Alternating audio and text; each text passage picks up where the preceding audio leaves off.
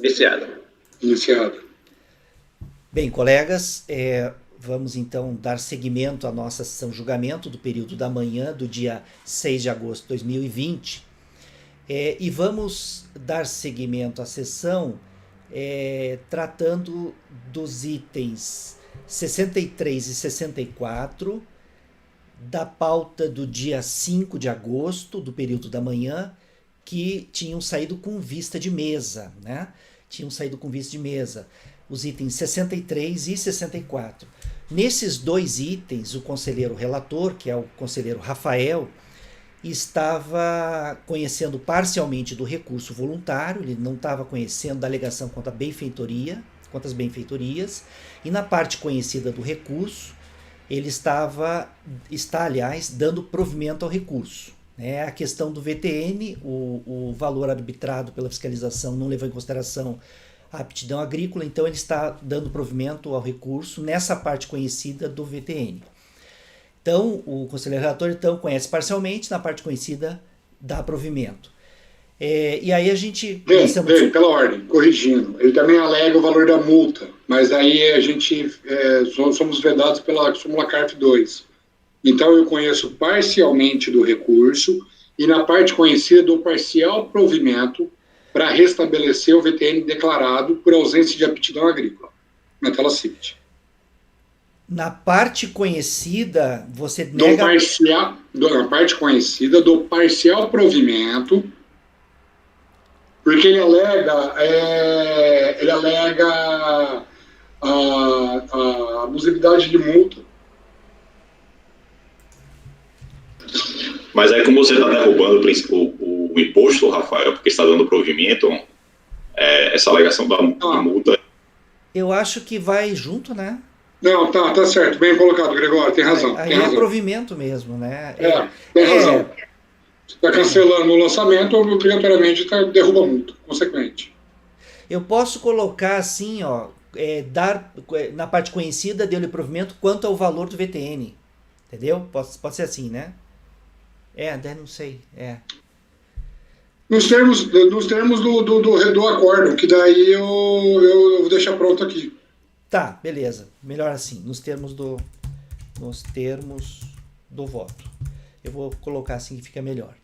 Então, colegas, nos dois itens da pauta, o item 63 e 64, ficou assim, tá?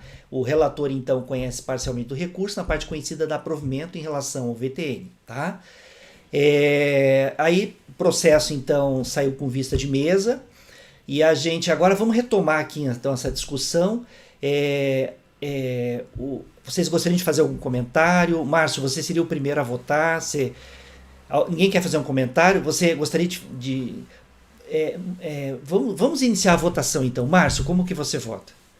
Presidente, eu gostaria de pedir vista desse processo número 63, consequentemente de 64, por tratar-se do mesmo contribuinte, em face de averiguações do conteúdo da decisão de primeira instância.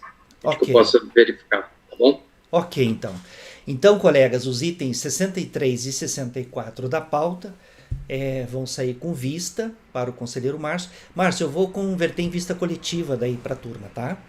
Então, vai ficar assim em relação aos dois itens 63 e 64. A Renata... Está ainda, né, Renata? Eu vou fazer a leitura... tá ali. Então tá.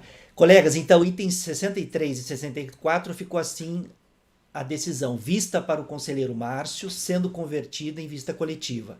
O relator conheceu parcialmente do recurso voluntário, não conhecendo da alegação quanto à benfeitoria. E, na parte conhecida do recurso, deu-lhe provimento, eu coloquei entre parênteses, nos termos do voto. Aí eu vou ver como é que eu vou fazer para deixar bem claro isso, porque, na verdade, a questão da multa foi uma alegação recursal que você não deu provimento, mas a multa cai junto com o VTN, né? Tem que ver como vai ser isso aí. Mas, em princípio, está dando provimento ao recurso, né? Eu só vou ver como colocar ali no dispositivo. Provavelmente eu coloco que você deu provimento nos termos do voto, né? Tal. Na sequência, houve o pedido de vista e os demais conselheiros não votaram, ok? Então, essa ficou a decisão para os itens 63 e 64 da pauta, que são 2 itens do dia 5 de agosto de 2020. Vai constar esse pedido de vista na data de hoje, na ata, tá? Vai constar que saiu com vista no dia de hoje. Colegas, agora vamos retomar, então, a pauta de hoje, do dia 6 de agosto, do período da manhã. O próximo item da pauta é o item 91 da pauta, da contribuinte Alice Rios Baptista. Alice Rios Baptista, né? O Baptista, não sei como é que fala. De relatoria do conselheiro Márcio. Márcio, então pode iniciar a leitura do relatório e na sequência já pode passar para o voto.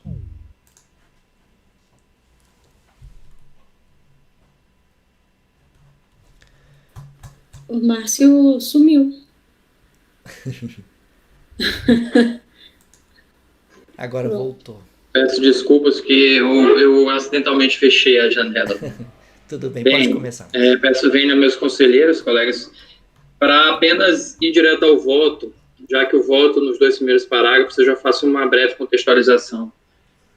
Aqui a gente vai estar tratando de um lançamento baseado em depósitos bancários de origem não comprovada, cuja tese da recorrente é de que emprestava as contas correntes à empresa Pneu Sola Limitada, tendo logrado o êxito em comprovar durante a fiscalização a origem de parte dos depósitos bancários com a finalidade de pagamento de títulos da empresa, coincidentes em datas e valores. Quanto aos depósitos bancários não comprovados, explicita a origem por meio de esclarecimentos excessivo de folha 398-401. Eu vou me furtar essa leitura do parágrafo que inicia o artigo 42, a comprovação, porque se trata simplesmente de uma contextualização da inversão do ônus da prova, no caso de depósitos bancários de origem não comprovada. Continua a leitura no penúltimo parágrafo da página. No caso de análise, a recorrente alega haver emprestado as contas correntes à empresa Pneu Sola Limitada e que os valores nelas depositados ou creditados correspondiam a pagamentos ao empreiteiro Raimundo da Silva Santiago, responsável pelas reformas das lojas do grupo, ou a fornecedores, ou então foram retirados e entregues ao senhor Cláudio Correia, sócio da referida empresa. Contudo, a recorrente não trouxe aos autos elementos de convencimento bastantes a fim de desconstituir a presunção de emissão de rendimentos, tais como, aqui a título exemplificativo, as obras alegadamente executadas pelo empreiteiro, recibos ou notas fiscais dos fornecedores de bens ou prestadores de serviços, etc. Entretanto, no caso, a recorrente apenas apresentou os recibos de folhas 398-401, emprestados à finalidade almejada por não respeitar a regularidade formal mínima e serem recepcionados como provas aptas idôneas. Como pode ser visto a seguir, os recibos estão descritos de forma genérica e contam apenas com a assinatura do senhor Raimundo da Silva Santiago, desacompanhadas de documentos adicionais que lhe conferissem lastro e validade. Também causa estranhamento a menção ao recebimento em espécie de quantias de até 67 mil. E aí eu trouxe só um exemplo de um recibo, nesse conteúdo, esse tipo de recibo que traz, são 4 ou 5 recibos, 4 recibos, todos eles referentes a recebida à empresa Pneu Sola, a importância referente à reforma das lojas e referente a reembolso de despesas. Em nenhum momento a gente tem a convicção da reforma das lojas, então a gente não tem nenhuma prova adicional, nenhuma prova indiciária adicional. A gente também tem um recibo que não consta sequer o CPF, se tratando de um nome relativamente comum no Brasil, Raimundo da Silva, podem ter vários homônimos no cadastro da Receita Federal, não consta o endereço também. Portanto, pelo princípio do livre convencimento da autoridade julgadora das provas apresentadas, artigo 29 do PAF, firma a convicção de que a recorrente não se desincumbiu do dever de comprovar que os depósitos bancários depositados em sua conta corrente, de que os depósitos bancários em sua conta corrente eram pertencentes a terceiros, devendo ser aplicado o disposto na súmula CAF número 32, que basicamente diz que se a titularidade dos depósitos bancários pertence às pessoas indicadas nos dados cadastrais, salvo quando comprovado com documentação idônea do uso da conta por terceiros. Trata-se de matéria simulada para este egrégio conselho, com efeito vinculante, de ofício eu excluo do auto de infração os depósitos bancários iguais inferiores a 12 mil, pois a soma destes é inferior a 80 mil, nos termos da súmula CAF 61. E aí eu reproduzo abaixo, presidente, com base nas tabelas que instruem os autos, quais são estes depósitos. Todos eles dá para perceber que eles totalizam valores inferiores a 80 mil, não precisa fazer um esforço muito grande matemático para perceber isso. E eu só trouxe destaque a estes dois aqui de 20 de agosto e 27 de agosto, porque já foi deduzido destes a quantia de 1.065 e 2.604. Então, é para ser excluído a auto-inflação apenas a quantia residual não comprovada, para que não haja a exclusão em dupla, em bis in idem no caso da dedução. É como voto, presidente.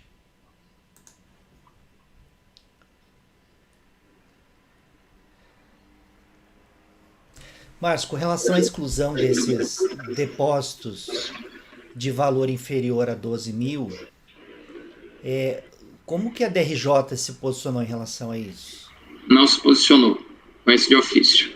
Você está conhecendo de ofício, o contribuinte não pede, a DRJ não... Não, aplicação direta da súmula. Ah, tá. E nessa tabelinha aqui tua, estão todos os depósitos inferiores a 12 mil? Sim, que foi... Não são muitos lançamentos de origem não identificada. Na verdade, porque os principais lançamentos de origem não identificada são de valores expressivos, como este que eu trouxe no recibo de 67 mil reais, tem outros de 50 e alguma coisa mil reais. Esses aí são levantamentos menores. Deixa eu se servir para ajudar na convicção, deixa eu trazer aqui as folhas, compartilhar a tela com vocês. Então, eu falo que está nas folhas 11. Ó, a folha 11 é a folha de documentos, eu vou compartilhar aqui com vocês, que a autoridade lançadora requer a comprovação. Só um minutinho.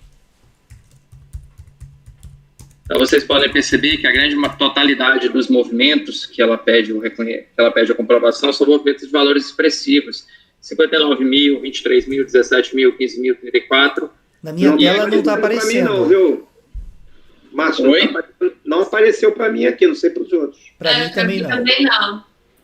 Para mim também não. Alguém abriu esse processo, não é processo? Não entendi como. Se alguém abriu o processo, não é processo agora. Porque eu não estou achando ele, não é processo. Agora abriu aqui, Marcelo. Vocês estão conseguindo agora olhar a tela? Não, mas o... Não, ele está na tela ali Estranho. agora. Acho que é compartilhamento. Mas vocês estão me olhando, pelo menos, né? Eu não estou compartilhando mal. Gregório, o número do processo é 18.471 001655 2007-07. Eu vou pesquisar agora pelo número do processo, porque pelo nome da contribuinte, não sei por que não veio, não apareceu. Ô Márcio, a hora que voltou a tela centralizada, na tua imagem aparecia a página processual. Então eu vou tentar de novo aqui. Pode ser lentidão, alguma coisa na internet. Estão conseguindo ver agora? Não, ainda não. Vamos esperar então. Engraçado, Márcio, que na tela pequenininha aparece. Quando você clica nela para ampliar, desaparece. Exatamente. Ah, entendi. Não sei como é. Então é só acessando o processo mesmo. Engraçado. Ou se usar uma lupa, talvez. Tanto é que agora que eu centralizei a imagem, você está, na verdade, com a tela do processo para mim.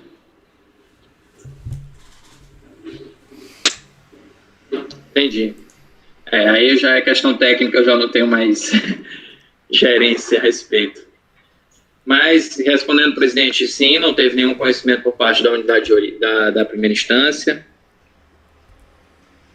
E eu estou reconhecendo de ofício. Tá, mas só voltar. Você está negando provimento a recurso voluntário? Sim.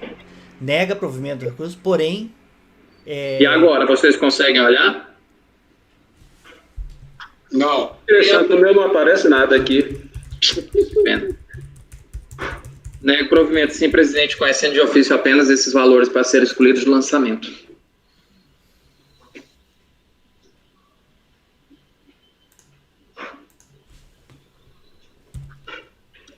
Posso tentar botar a imagem da tela, dar um print da tela e botar a imagem na área de trabalho. O que vocês acham?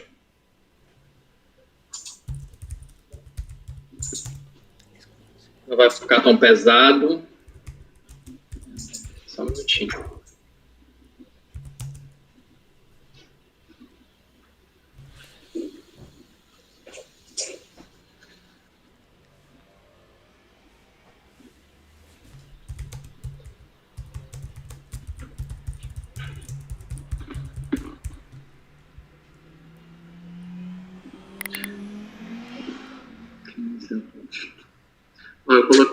Eu coloquei lá na minha pasta um arquivo chamado capturar, conta a tela da folha 11 do processo.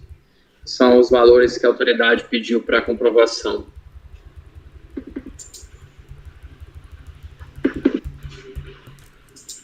Talvez vocês consigam acessá-la.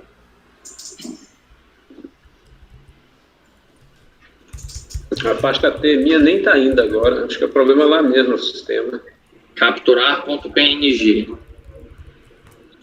Aqui eu consegui ver a tela.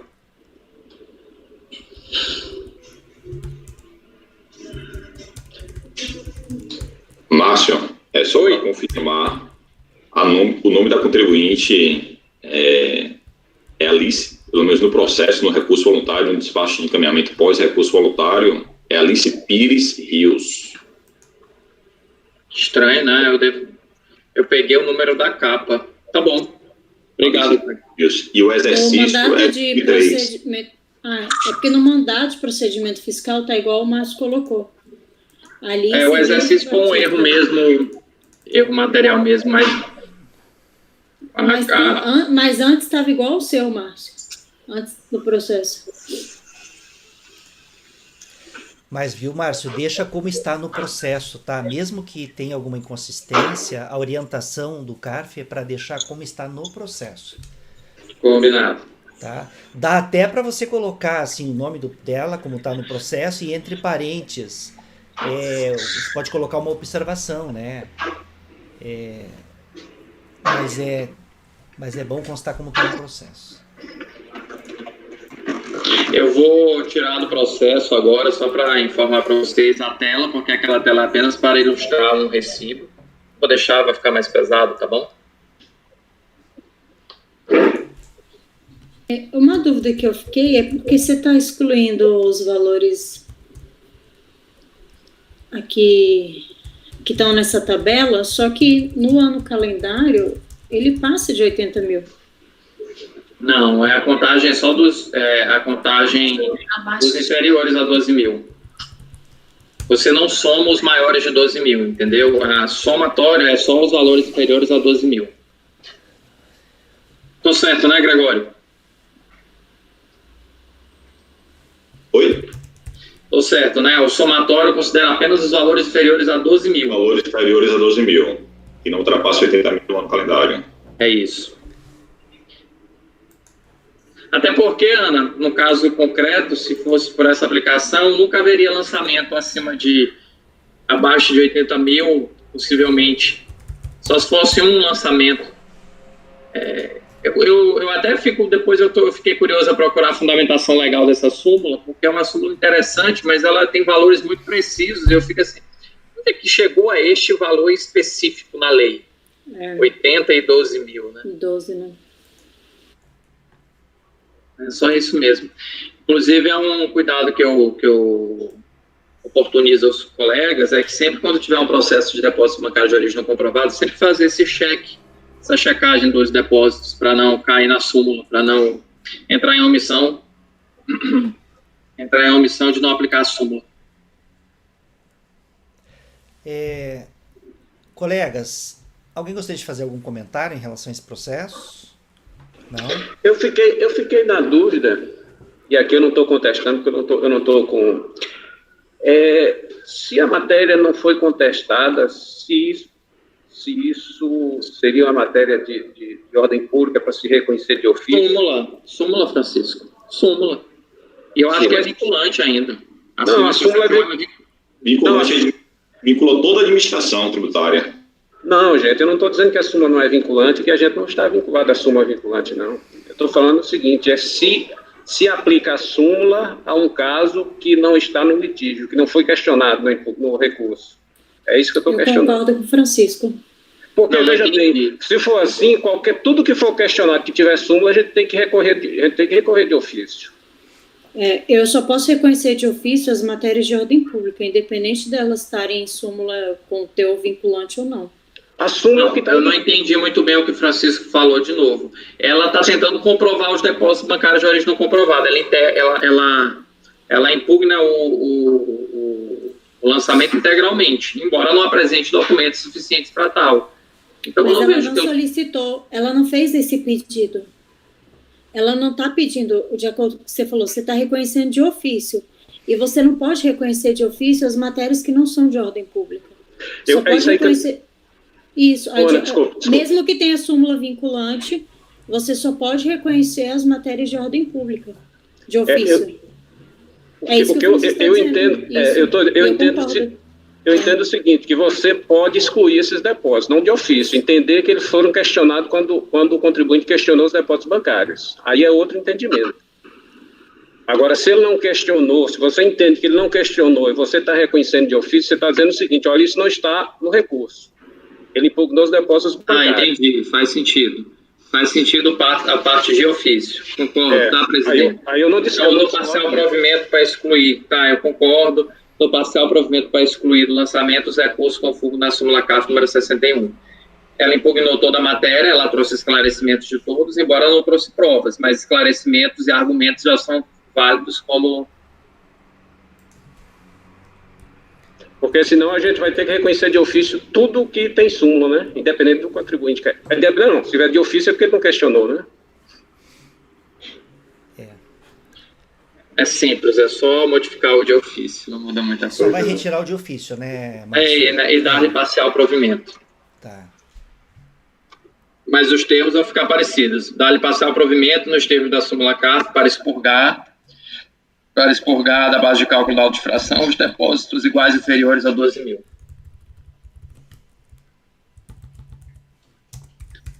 Prepara-se aí para os embargos da Procuradoria. Quais vão ser os embargos, Gregório? Não me assuste. Alguém gostaria de fazer mais algum comentário?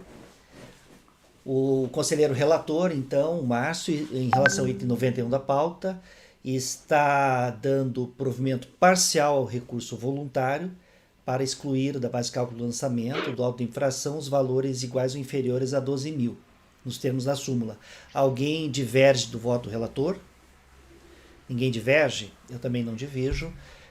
Então, vai ficar assim o dispositivo do item 91. Acordam os membros do colegiado, por unanimidade de votos, em dar provimento parcial ao recurso voluntário, excluindo-se da base de cálculo do auto de infração os depósitos bancários iguais ou inferiores a 12 mil reais, nos termos da súmula CARF número 61, conforme demonstrado no voto do relator. Tá? Aí você tem a tabelinha no teu voto. Aí fechou. Tudo bem assim? Todos de acordo com esse dispositivo? É isso, né, Márcio? Isso. Perfeito. Então tá, colegas. Vamos passar agora horário, meio-dia. Deixa eu fazer o que a Ana me falou, que eu achei muito legal. Vamos olhar aqui no Google o horário. Meio-dia 19. Gente, a Ana deu uma dica de olhar num site chamado Hora Certa. Ele dá a hora em tempo real, assim. É horacerta.com.br. E aí ele mostra. Agora é 12 horas e 19 minutos.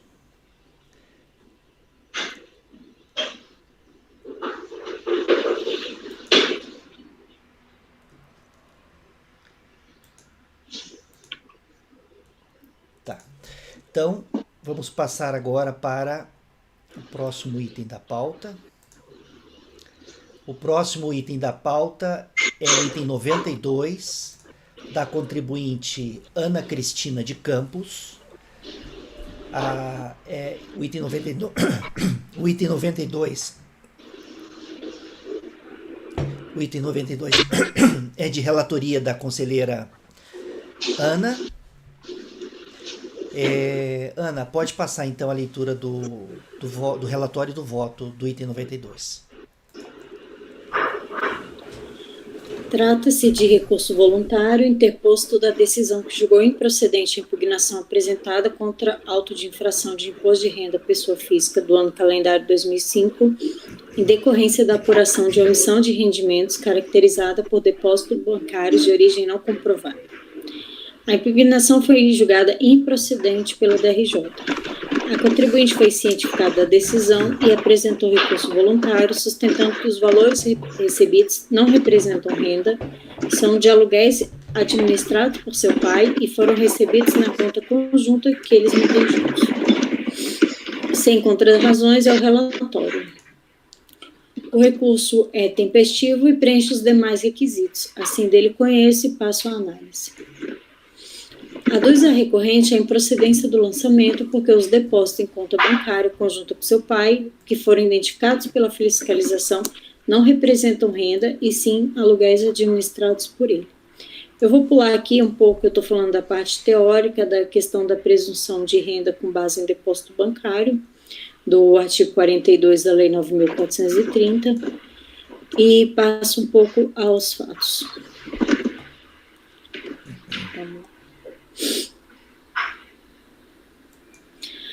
A comprovação da origem deve ser feita pelo contribuinte de forma individualizada, a fim de permitir a mensuração e análise da coincidência entre as origens e os valores creditados em conta.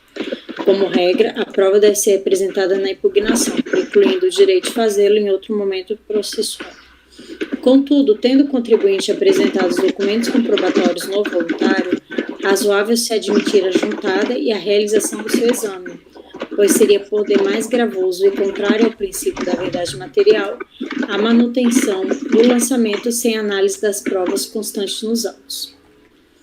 Em sede de recurso voluntário, a recorrente anexou os documentos de folha 366 a 3.150, que comprovam que os documentos referentes ao ano calendário 2005 se referem aos aluguéis recebidos por seu pai na condição de administrador da imobiliária Carlos de Campo. Os documentos estão agrupados em relatórios mensais, onde consta o nome dos locatários, a data de vencimento e os valores dos aluguéis. Na sequência, ao recibo dos aluguéis emitidos pela imobiliária... Ana, só um minutinho. O Gregório e a Renata estão com câmera fechada, mas o microfone está fechado, eles estão sem imagem. E está tendo um chiado... de teclado, com câmera fechada? A câmera está fechada. Não, a câmera não consta câmera fechada, mas consta sem imagem, tá lá preta de vocês. Então, e aí está tendo como se alguém estivesse mexendo numa embalagem de pão, sacola, um barulho... Chacoalhando uma caixa de leite. Isso. Não, eu também. Parece um barulho de borbulhas de... Então, mas vocês estão sem imagem. Ana, você é a única que estava com o microfone ligado. Aí, com você, não tem nenhum barulho estranho, né? Vocês estão me vendo agora? Não, nem você, nem Gregório. Então, eu vou sair. Tá. Ana, desculpa, tá, Ana, mas só resolver isso aqui, você já continua na tua leitura. Tá. Engraçado, né, gente? São sons estranhos que vêm. Muito estranho isso. Não, mas a imagem do Gregório caiu de novo sem ele fechar a câmera. Parece tá me vendo? Agora sim. Agora caiu o Francisco. Todo mundo lembrou de baixar a configuração de vídeo? Tô tranquilo aqui. Deixa eu fazer isso, que eu acho que nessa última vez agora eu não fiz. Ó, eu fiz aqui agora. Não tinha feito nessa última vez. Uns sons meio sobrenaturais, né? Não, parecia de fato que alguém estivesse amassando um saco de pão, chacoalhando alguma coisa. Uma caixa de leite, né? Uma caixa de leite meia vida, né? O Marcelo agora caiu a imagem dele sem ele fechar a câmera. Esperar a Rio voltar daí. Voltei? Voltou. Ó, pra mim, se vocês assistiram aquele filme Loucademia de Polícia, parece aquele policial, né, aquele que faz os efeitos sonoros, fazendo uns barulhinhos com a boca. Aquele cara é genial, diga-se de passagem, né? Esqueci o nome daquele ator, aquele cara é genial com esse negócio desses efeitos que ele consegue reproduzir.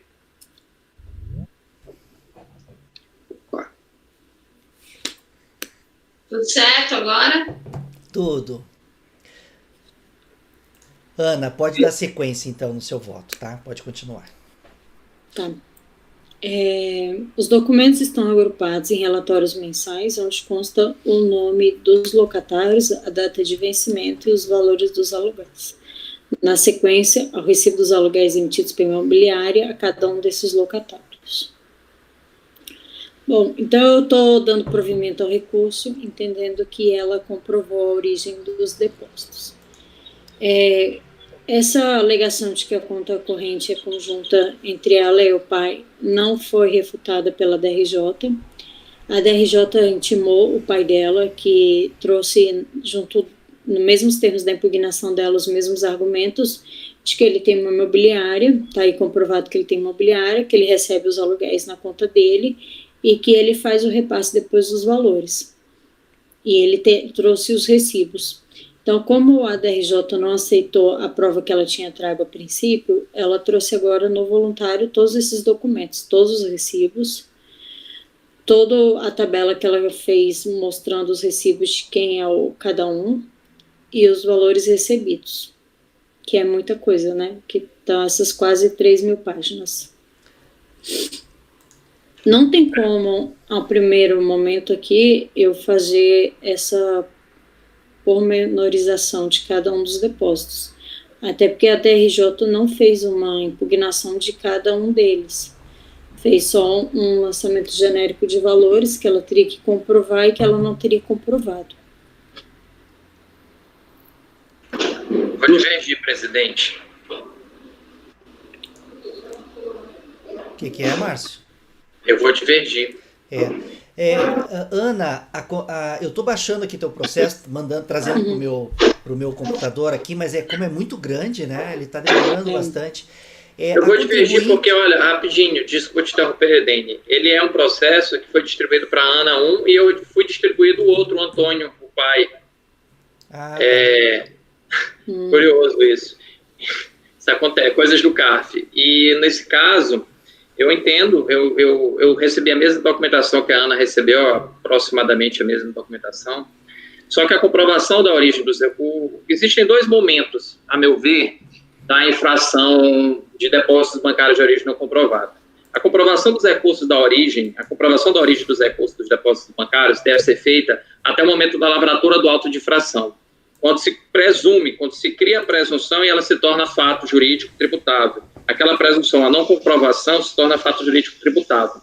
Depois, cabe ao contribuinte não mais provar a origem dos recursos, mas aí cabe-lhe provar se o recurso é ou não isento, se o recurso é de terceiros, se o recurso é uma movimentação entre sua própria conta. Até porque, no caso concreto que a Ana apresenta, trata-se de recurso tributável, que é aluguel. O aluguel seria um recurso, um rendimento tributável. E, se fosse nessa ótica, a gente estaria fazendo uma burla ao princípio da isonomia. Porque, imagina, duas pessoas na mesma situação fática idêntica, uma que é tributável com omissão de rendimentos de depósitos bancários de origem não comprovada, apresentou sua documentação a contento, foi tributado com rendimentos tributáveis de aluguéis, porque aluguéis, de novo, são tributáveis, e o outro que se furtou a apresentar toda a sua documentação ao longo do processo administrativo, então não trouxe na fiscalização, não trouxe na impugnação, e quando traz agora recurso voluntário, como foi também meu caso, pretende ver desconstituída a infração. E não pode mais ver desconstituída, porque ele tanto frustrou o dever de colaboração com o fisco, quanto ele não comprovou em tempo hábil, antes de a presunção se tornar fato jurídico tributário, a origem dos recursos. Agora, caberia lhe dizer se esse recurso já foi tributável, se esse recurso era isento, se esse recurso não passou, apenas passou por sua conta, repito. Mas eu já estou adiantando meu voto, presidente, então não vou, quando for na minha hora de votar, eu não vou repetir todos esses argumentos. Márcio, mas você está indo contra tudo que a gente andou conversando sobre a verdade material e a possibilidade de análise de documentos. E uma outra coisa é que os aluguéis, eles são tributados quando a pessoa recebe o aluguel. No caso de você receber uma comissão, eles não são tributáveis. Você está fazendo uma confusão, porque ele não é dono do imóvel. O que se tributa é, se eu sou dono de um imóvel que eu deixo à disposição e ele fica alugado e eu recebo o valor, aí eu tributo. Só que não é o caso dele. Ele não é dono de nenhum desses imóveis. Ele tem uma imobiliária que ele administra imóveis de terceiros e aí ele recebe a comissão. Isso aí não é tributável, não. É uma confusão, inclusive, que eu vi já em outros processos em relação ao aluguel. Aluguel é tributável. Qual aluguel, de quem, como, por quê? E eu acho até que fica uma coisa muito genérica que não é o certo. O certo é, se o imóvel é meu, eu recebo o valor daquele imóvel em forma de aluguel, aí sim eu tributo, porque é minha renda. É que é diferente total aqui do caso. Eu não discordo de ti não, Ana. A comissão é tributável, porque seria atividade, mas ele seria tributável só o excedente, que eu acho que nesse caso é entre 5% e 8%, se eu bem me recordo do voto. Ela é tributável nesse caso. Mas o que acontece nesse processo em particular, que eu imagino que seja muito parecido com o meu, pelo que eu vi passando o teu, é que ela não individualiza. Ela não prova, ela vai trazer janelas de entrada, tabelas de entrada de recursos, tabelas de saída de recursos, vai trazer comprovante da imobiliária e comprovante de pagamento aos locatários. Mas nem ela impugna na medida do que o lançamento fez contra ela. Foi a mesma coisa também. Eles trouxeram aqui uma tabela cheia de valores. Tudo isso aqui você recebeu e não comprovou. Ela falou, tudo isso aqui eu recebi e comprovei. Mas ela precisa comprovar individualizadamente. E o lançamento também. Ela fez igualzinho. Está na mesma medida. Eu até pensei se seria o caso de baixar em diligência isso aqui para alguém fazer. Ela também não fez. O lançamento também não fez. A DRJ também não. O que ela está fazendo aqui é na mesma medida. Eu não posso ter 2 pesos, 2 medidas aqui. Tudo bem, o lançamento não faz isso aqui individualizado, bonitinho, e nem a DRJ deixa de aceitar. E aí agora o dela eu não aceito, o dela está igualzinho. E ela traz todas as provas, ela faz a janela, ela fala que as datas tal, ela traz as tabelinhas. Mais do que isso aqui, ela não pode fazer, até porque ela não pode refutar uma coisa que não existe. Ana, deixa eu entender esse processo que eu estou conseguindo acessar. Tá. A alegação dela é que os recursos não são dela, são da imobiliária do pai, não é isso? Isso. É isso. Aí ela traz esses documentos para provar isso daí, que ela pegou esses recursos e que repassou para o pai, através dessa documentação aí. Não, a conta é conjunta deles. Dos dois. Então ela é contribuinte também. Ela é contribuinte. A alegação, então, é a que o Márcio está dizendo, está falando, 50%, né? Isso. A atuação metade dividida entre os dois. E tem mais até, Francisco, tem outras contas que tem 33%, eu não sei para quem, se houve autuação nesse sentido, para quem caiu, pelo jeito que foi distribuído para mim e para Ana o mesmo processo, assim, o mesmo processo não, mas a mesma matéria fática referente a 2 contribuintes. E viu, Ana, no termo de intimação fiscal, a fiscalização faz o que ela tinha que ter feito mesmo. O que ela fez? Colocou uma tabela, né, uma planilha, onde ela coloca a data do depósito, um discriminativo do que se trata, né, se é uma transferência, se é um depósito, né, o número da operação e o valor. Então, é o que a fiscalização tinha que fazer, né? Ela indicou certinho qual é o depósito. Então, cabia contribuinte. Eu sei que ia dar um certo trabalho, mas em relação a cada depósito... Dizer, ela fez isso, mas aí você pega depósito... as tabelinhas dela, ela faz as tabelas. Ela tem as tabelas que ela traz isso aí, e ela põe as datas, e ela coloca, porque antes tudo bem, lá no começo ela impugnou de uma forma até meio genérica, mas assim, sim, meio, né? Não, porque tem aqui, lista de aluguéis recebidos em 2005, lá na folha 49, é no comecinho, ele tem aqui, janeiro, os valores que eu recebi em cada mês, os valores das comissões, os valores repassados, os valores que foram. Tá tudo isso aqui. Aí, só o que não tinha aqui dentro disso aqui, desses valores, eram os recibos, que aí ela traz no recurso voluntário. Mas essa pormenorização aqui tá igualzinha àquela... Mas o que eu quero dizer, só para complementar o Dene, Ana, claro que teu caso concreto pode ser sutilmente diferente do meu, mas no meu caso concreto particular, que a gente vai ver na sequência, é que as somas não batem, os valores não batem. Ela traz, por exemplo, no meu caso, vai trazer, por exemplo, no dia 3 de janeiro, teve uma omissão de 10 mil, mas ele mostra uma tabela lá que os lançamentos nas tabelas não são compatíveis com um depósito bancário de 10 mil. Entende? Ele traz vários lançamentos que nem somam 10 mil, mas que não são compatíveis em data e valor. Então, eles não se prestam a provar aquele lançamento, aquele depósito bancário. Mas os que eu vi estavam sendo exatamente os valores. Porque eu também não tenho como ver isso aqui. Isso aqui é humanamente impossível de eu pegar como julgadora e conferir um por um dessa quantidade de 3.000 páginas. Mas os que eu vi estavam sendo certinho. Eu posso propor, presidente, então, nesse sentido, e aí eu já faço uma proposta também em relação a mim, até para certeza e liquidez, é que não é direito creditório, mas até para ter certeza do que a gente mesmo está falando, propor a conversão do julgamento de diligência pela quantidade de documentação apresentada pelo contribuinte, a fim de que a unidade preparadora possa fazer a análise dos documentos apresentados, cotejá-los com os depósitos bancários de origem não comprovada, e aí eu faço uma sugestão também para o meu, já que o meu é muito parecido com o teu, é idêntico, só vai mudar naturalmente nosso voto, mas é o mesmo caso. O que vocês acham? Proponho para votação, presidente. O seu processo está pautado para quando?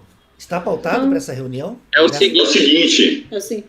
Está todo mundo de acordo, acho, com a diligência, todo mundo já balançou a cabeça. É verdade, ali. Bola para frente, 93. O teu também vai ser convertido em diligência, Márcio?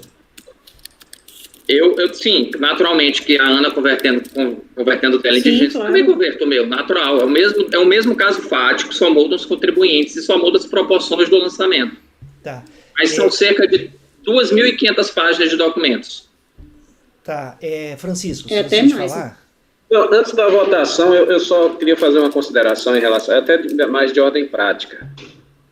Essa questão de documentação, ela vir depois.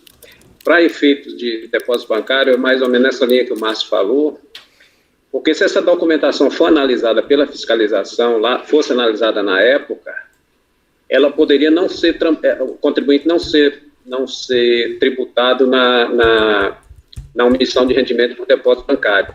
Mas aí ele seria tributado nas comissões se ele não tivesse pago essas comissões. Mas ele trouxe, Francisco, ela só não trouxe os recibos. Os valores, isso aí trouxe. E a DRJ trouxe todos. Fez essa impugnação. Eu acho que você está errado, Francisco. Desculpa, Ana. Como é? Porque, olha só, ele tem uma tabela aqui, uma de exemplo, na página 78, que ele traz aqui os valores que seriam, e ele já tinha lá em cima, antes, trago várias tabelas com os valores de quais seriam.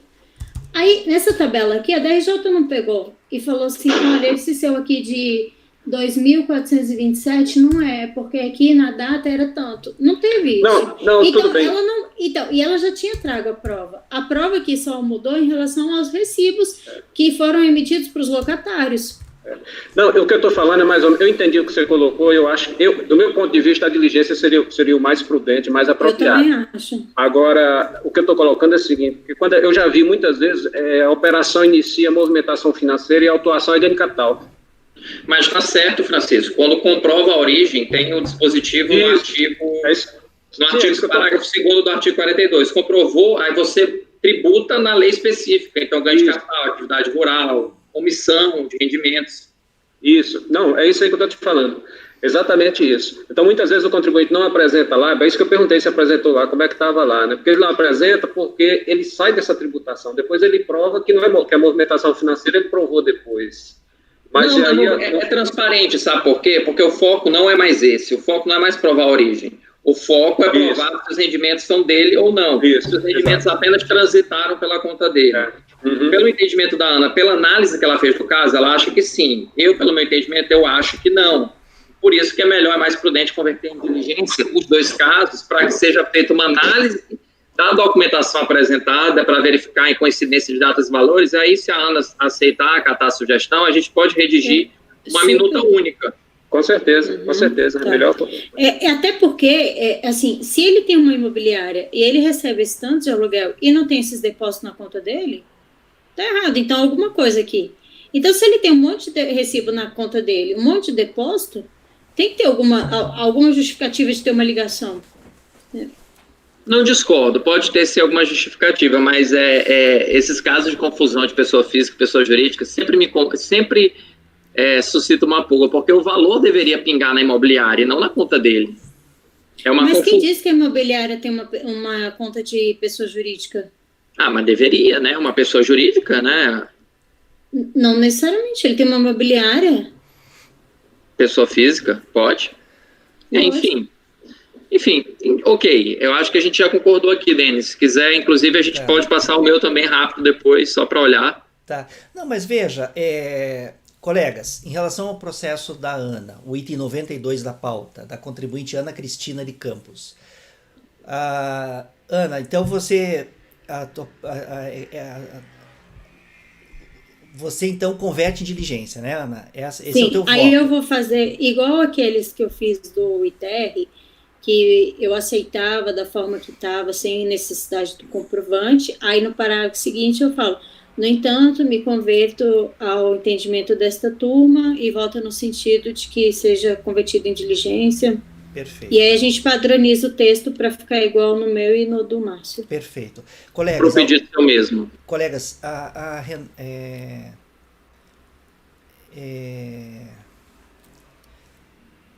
quem que tá escurinho ali? Deixa eu ver, peraí, Renato.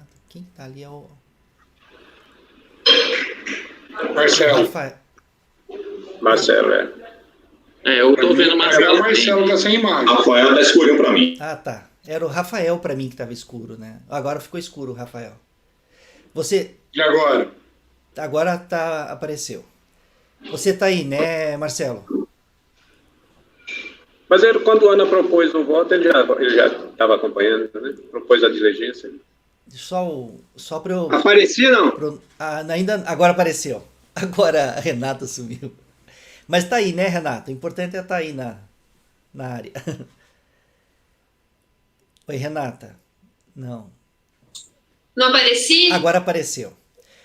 Agora, Gregório. Às vezes eu sumo porque eu tô sem voz. Gregório, agora você sumiu. Oi. O sistema tá assim, né? Todo mundo. Agora foi Ela a subiu Ana. para mim agora também, tá instável. Tá instável. Mas, colegas, todos estão aí. Alguém diverge da conversão desse julgamento de diligência? Ninguém diverge? Não, de jeito algum. Não. Márcio, o seu processo, que é o próximo, item 92, do contribuinte Antônio Carlos de Campos, é a mesma ação fiscal? É a mesma ação fiscal, só vou fazer um apontamento rápido e breve. Então, colegas, eu vou passar então a palavra para o Márcio. Então, em relação ao item 92 da pauta, viu, Ana, você não está aparecendo aí, mas deve estar ouvindo, né? Você mesmo propôs, concordou com a diligência. Vai ficar assim em relação ao item 92 da pauta. Resolvem os membros do colegiado, por unanimidade de votos, converter o julgamento de diligência para que a unidade de origem da Secretaria Especial da Receita Federal do Brasil preste as informações solicitadas nos termos do voto que segue na resolução, consolidando o resultado da diligência de forma conclusiva e informação fiscal que deverá ser cientificada a contribuinte para que, a seu critério, apresente manifestação em 30 dias, tá? Esse é o resultado, então, do item 92. Em princípio, vai ser o mesmo resultado que o item 93, mas eu vou passar a palavra agora ao conselheiro Márcio, que é o relator do item 93, Tá bom. para que faça as suas considerações. Pode falar, então, Márcio. Eu não vou fazer a leitura do relatório, já que a Ana já se prestou, é o mesmo trabalho, deve ter sido o mesmo procedimento fiscal, inclusive. No início do voto, para quem quiser apenas se contextualizar, eu faço as minhas palavras desta vez, a contextualização dos fatos. Eu quero, na verdade, trazer aqui, a partir da página 5, que eu falo assim: entretanto, por força do brocado quo não é nax, não é imundo, ou seja, que não está nos autos, não está no mundo, depende de reanalisar a documentação apresentada. Na verdade, é analisar a documentação que consiste basicamente, aí a Ana pode me corrigir se eu estiver errado, mas são esses mesmos documentos que continham no dela também. Então, tem um relatório de entradas, em que tem vários inquilinos, os vencimentos, para cada dado deste inquilino. Tem um recibo. Os relatórios de saída também tem as saídas, então, pagamento dos locatários, e também tem os recibos emitidos por estes. Então, são esses os documentos que vão ser analisados pela autoridade, pela unidade preparadora. Só que no meu caso é simplesmente que eu não encontrei coincidência de valores em datas e valores, mas eu vou deixar isto agora, eu não vou mais entrar nesse juízo, porque já me curvei também ao entendimento majoritário de converter em diligência. Consequentemente, vamos voltar a fazer a leitura completa do restante. Tá bom, presidente? Mas era apenas para ilustrar os documentos que eu trouxe em imagens nos autos para que a gente visse quais eram. Ok, então. Uma questão de ordem prática, eu estou me colocando, se você tiver uma imobiliária, fica difícil essa comprovar em ata e dia, né? Se você analisar, se você administra inúmeros imóveis de aluguéis, o dia que o dinheiro bater em sua conta, você provar que transferiu, fica... Não acho que fica não, Francisco, porque Fica, tem a até porque as data. pessoas atrasam. Eu sei, mas ele tem a pagamento. data, né, Ana? Não, mas assim, se você tem um aluguel para pagar no dia 10, o seu recibo vai estar dizendo que você pagou o aluguel no dia 10. E às vezes você transferiu no dia 11, 12, 17. E se Mas você tinha tem, por alguns exemplo, que tinham multa, inclusive, isso, eu acho. não só a multa, e tem também os que faz pagamento. Tem muita gente que faz, pagamento até o dia tal, eu dou um desconto X. E aí lá no recibo não tem necessariamente essa Eu informação. acho que quem estiver analisando isso aí na hora tem que... Se o negócio está próximo ali, ele pode analisando cada caso, dá para verificar de uma forma que não afaste a legalidade, mas também não diga o que não é, o que está sendo provado que é no processo, né? Mas aí é o prático, né? Quem vai fazer. Ok, mais alguma consideração, Márcio? Não? Colegas, o conselheiro Márcio, então, em relação ao item 93 do contribuinte Antônio Carlos de Campos, também está propondo, então, a conversão do julgamento de diligência nos mesmos moldes do item 92, né? Alguém diverge? Não, né? São dois processos a diligência vai ser útil para os dois. Eu acho que os termos genéricos da diligência, não sei se a Ana vai concordar ou vai querer somar mais, vai ser que a unidade preparadora analisa a documentação apresentada para verificar se os rendimentos que circularam nas contas correntes deles são de fato referentes à imobiliária, são referentes aos inquilinos, aos locatários, no caso, se houve todo esse processo de tradição do aluguel. Tá. Aí você, de repente, conversa com a Ana para definir um texto, de repente, único, né? Sim, né? Vai ser um texto único mesmo, não tem por que ser diferente. Beleza. Colegas, eu vou só ler, então, o dispositivo do item 93, tá? Resolve os membros do colegiado Esse é o item 93 da pauta do contribuinte Antônio Carlos de Campos. Resolvem os membros do colegiado, por unanimidade de votos, converter o julgamento em diligência para que a unidade de origem da Secretaria Especial da Receita Federal do Brasil preste as informações solicitadas nos termos do voto que segue na resolução, consolidando o resultado da diligência de forma conclusiva em informação fiscal que deverá ser cientificada ao contribuinte para que, a seu critério, apresente manifestação em 30 dias. É a mesma decisão do item 92. Ok? Colegas, pela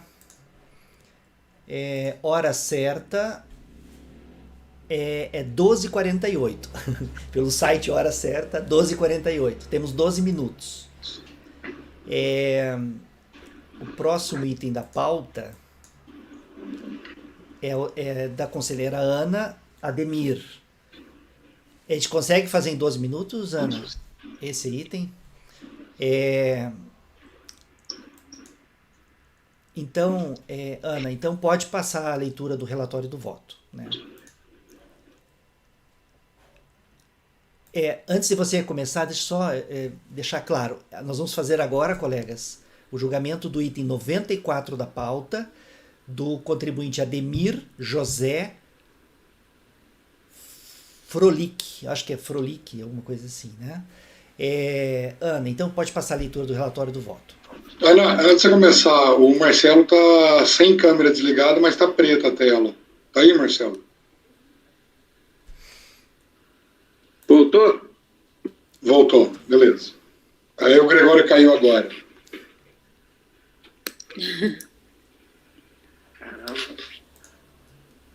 Voltou? Ainda? A imagem não, meu rei. A imagem não? Aí, voltou. Voltou. Caiu a rei agora. Bom, eu vou deixar de ler o relatório completo, porque aqui no caso é a concomitância da multa isolada com a multa de ofício, e ela é posterior ao ano de 2007, na verdade ela é 2007 e 2008, o ano calendário. Então, no caso, eu vou negar provimento ao recurso voluntário, porque essa é a única discussão, tá? O recurso voluntário, eu deixei o processo aí, ele está na página 294 a 297, e o contribuinte vai alegar só isso, que a multa isolada, ela é indevida. A pessoa física que recebe de outra pessoa física ou de fontes situadas no exterior rendimentos e ganhos de capital que não tenham sido tributados na fonte está obrigada ao pagamento de Carnê-Leão nos termos do artigo 8º da Lei 7.713. A falta de seu recolhimento enseja a aplicação de multa isolada, independentemente de ter sido apurado imposto a pagar na declaração de ajuste anual. O fato gerador do imposto de renda à pessoa física é complexível ou periódico, vez que compreende a disponibilidade econômica ou jurídica adquirida pelo contribuinte em determinado ciclo que se inicia no dia 1º de janeiro e se finda no dia 31 de cada ano calendário. Disto, ainda que apurado mensalmente, está sujeito ao ajuste anual quando é possível definir a base de cálculo e aplicar a tabela progressiva. O lançamento, no caso, refere-se ao fato gerador ocorrido em 31 de dezembro de 2007 e 31 de dezembro de 2008, posteriores, portanto, à alteração introduzida no artigo 44 da Lei 9.430 pela Lei 11.488, de 15 de junho de 2007.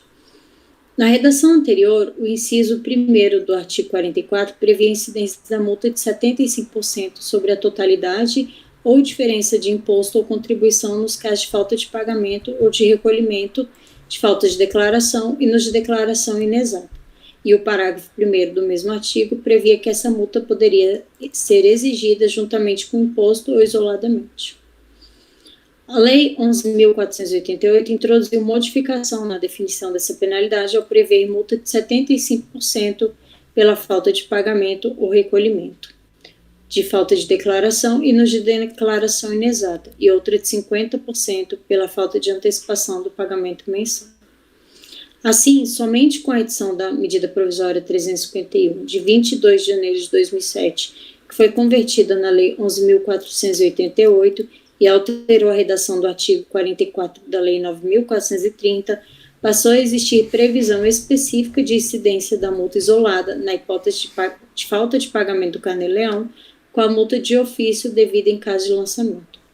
Esse entendimento está consolidado na súmula CARF número 147. Portanto, uma vez que a exigência fiscal abrange período de apuração posterior à alteração legislativa, possível acumulação de multa de ofício decorrente da apuração de omissão de rendimentos recebidos de pessoas físicas com a multa isolada com base na falta de recolhimento de imposto de renda devido a título de Carnê-Leão. Diante disposto, voto por negar provimento ao recurso voluntário. Ana, com a palavra, eu divirjo de ti, porque eu acho que até 21 de janeiro de 2007 não poderia acumular multa do ano calendário. E isso se faz uma aplicação proporcional e ponderada da multa exigida. Sabia? Porque a edição da MP é 22 de janeiro de 2007. E aí eu não sei se a turma concorda, mas eu acho que se fosse meu caso, eu daria parcial provimento para reconhecer. E engraçado, como ficaria a execução disso? Seria uma execução ponderada, proporcional aos 21 dias de janeiro, em que a acumulação era vedada. Então, mas é porque o fato gerador do imposto de renda é 31 de dezembro. Eu sei, mas, por exemplo... por isso que eu botei esse início. Eu concordo, mas quando a gente faz a moléstia grave, a gente especifica o mês, porque é a partir do mês que começa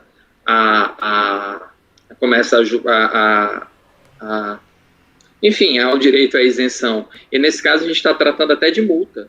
A gente não está tratando nem do imposto de renda. A multa em janeiro ela deveria ser exigida proporcionalmente a 21 dias, ou seja, quanto dá? 3, 7, não, eu não sei, eu sou de humanas.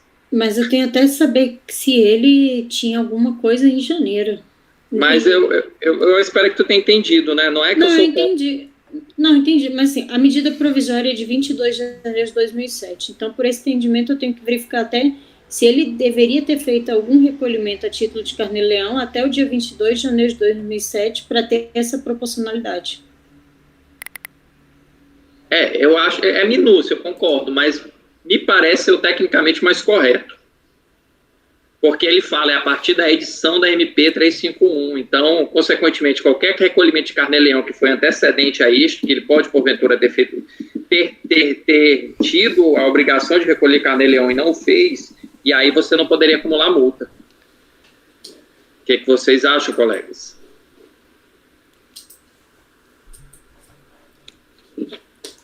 Essa é uma novidade para tudo. Aí não, sei, não, é interessante, eu nunca tinha me atentado a isso aí, não, mas é interessante a colocação.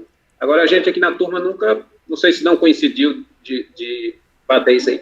Mas analisando nesse caso aí, a gente não poderia analisar aquela situação lá da penalidade não definitivamente julgada, se a aplicação retrógrada da lei que favorece o contribuinte, se for levando esse entendimento aí. Eu estou só colocando porque veio também na minha cabeça agora, porque a gente nunca tinha parado para analisar nesse ângulo aí. Lá do CTN, não sei se é o 106, parece. A legislação que combina a penalidade menos severa deve ser retroagir. Mas no caso aí não está retroagindo, aí é proatividade, né? Retroatividade. Aí é atividade, na verdade, né? E nesse caso, se você quiser aplicar uma vedação de acumulação que até antes de 2007 era vedado, aí ela vira proatividade, não existe o milagre da proatividade no ordenamento jurídico, existe a retroatividade. Se você tem uma lei posterior que diminui a penalidade, aí você retroage. Mas você não pega uma lei anterior, que era menos severa, e bota ela no futuro para substituir uma mais severa. Não, mas aí no caso não é afastando? Não, ela está negando provimento. Ela está negando provimento ao recurso voluntário, porque é 2007, 2008. O meu argumento é só que nos primeiros 21 dias de 2007 não haveria possibilidade de acumulação entre as duas multas. Eu achei aqui na jurisprudência do CARF, tem 2 processos que foram julgados do ano calendário de 2007, e eles negaram provimento, e tem um, inclusive, que era ano calendário de 2006, 7 e 8, e foi dado parcial provimento só em relação ao ano de 2006. Então pronto, eu vou me curvar esse entendimento do CARF, da jurisprudência, depois eu vou estudar com mais detalhes essa matéria, e no futuro, quando eu tiver decisão. No futuro, se algum dia eu me encontrar de novo com essa matéria, eu vou tentar verbalizá-la de uma maneira mais embasada. Márcio, o que você levantou é muito razoável. É uma situação a se analisar. Não seria o caso de pedir vista para a gente estudar esse caso e formar uma opinião em relação a isso? Nesse caso aqui concreto da Ana, no processo, quando você vai na declaração do contribuinte, em 2007, não teve rendimentos. Na verdade, só teve em 2008, parece aqui. Aí quando você vai na declaração de 2008, tem. É porque eu não tô... O lançamento não teve em 2007 não, Gregório? Não, eu estou falando na declaração do contribuinte, quando você pega lá o campo de rendimentos tributáveis. Deixa eu voltar, porque eu já tinha passado. Aqui é dependentes.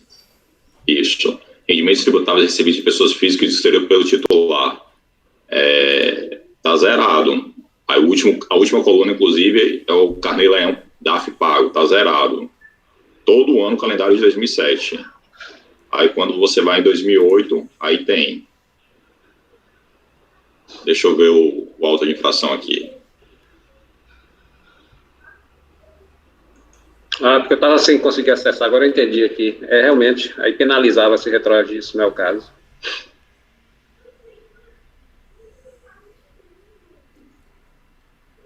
Mas eu só quis fazer esse apontamento mesmo, Ana. Não sei se eu pensei que a turma poderia ter já um conhecimento sobre essa matéria. Eu realmente não tive. Quando eu fui ver, eu fui ter a atenção de perguntar quanto será ter sido a MP 351, que eu não sabia a data. Eu fui ver 22 de janeiro. Se fosse junho, se fosse julho, imagina que o prejuízo poderia ser diferente, né? Mas é o caso de a gente aplica a partir da edição, já que a súmula deixa isso muito claro. Mas eu vou deixar eu vou concordar com a conselheira presidente nesse caso. Era apenas uma questão para discussão. Eu, Márcio, não lembro de ter visto uma decisão no CARF levando em consideração esses 20 e poucos dias de janeiro, sabe? No caso aí talvez tirasse um 12avos, né? Eu não lembro de ter visto uma decisão assim. Bem, colegas, a conselheira relatora, Ana, em relação ao processo do item 94 da pauta, do contribuinte Ademir José Frolik, acredito que seja assim que pronuncia, Frolik, está negando o provimento ao recurso voluntário. Alguém diverge do voto da relatora? Não, né? Então, em relação ao item 94 da pauta, ficou assim: acordam os membros do colegiado, por unanimidade de votos, em negar provimento ao recurso voluntário. Mas essa questão levantada por você, é interessante que a gente dê uma estudada, sabe, Márcio? refletida a respeito. Porque por mais que seja o imposto de renda seja complexivo, ou seja, ele só se aperfeiçoa em 31 de dezembro de 2000, do ano calendário, isso não impede de sofrer mudanças ao longo do ano calendário, da sua sistemática. Inclusive, a gente tem sistemáticas de apuração variadas na pessoa jurídica, principalmente, que é um pouco diferente da pessoa física, mas serve como exemplo. A gente tem apurações trimestrais, então você pode modificar dentro do ano calendário o formato da apuração trimestral, o formato do recolhimento de estimativa mensal. E a multa, então, se o imposto é complexivo e tem essas peculiaridades, a multa não tem. A multa é uma obrigação acessória, um fato gerador de obrigação acessória, e a multa pelo não recolhimento do carnê-leão opera-se na data que deveria ter sido efetuado o recolhimento do carnê-leão. Então, se ele tivesse, vamos supor um caso como hipotético, os 10 primeiros dias de janeiro, o cara tinha que recolher uma fortuna em carnê-leão. Ele não recolheu, ele vai ter multa sobre aquele valor. Esse valor, no meu entender, em regra, ele estaria excluído. Ele estaria excluído porque MP apenas 22 de janeiro. Ele não tinha aquela obrigação até então. Não existia previsão da acumulatividade naquele momento. Certo? Entendi. Mas eu não tenho nada muito concretamente formulado, por isso que eu não vou divergir, porque também eu teria que estudar mais sobre essa matéria. Só sugerir porque alguns de vocês poderiam ter uma opinião já a respeito sobre o deslinde. Não, mas a gente vai dar uma estudada a respeito. Colegas, já é 13 horas, vamos encerrar então a sessão de julgamento do período da manhã, e aí a gente retoma daqui 1 hora então, às 14 horas, tá bom? Rafael e Francisco podem então parar a gravação, eu também vou parar a gravação aqui agora. Gravação encerrada, presidente.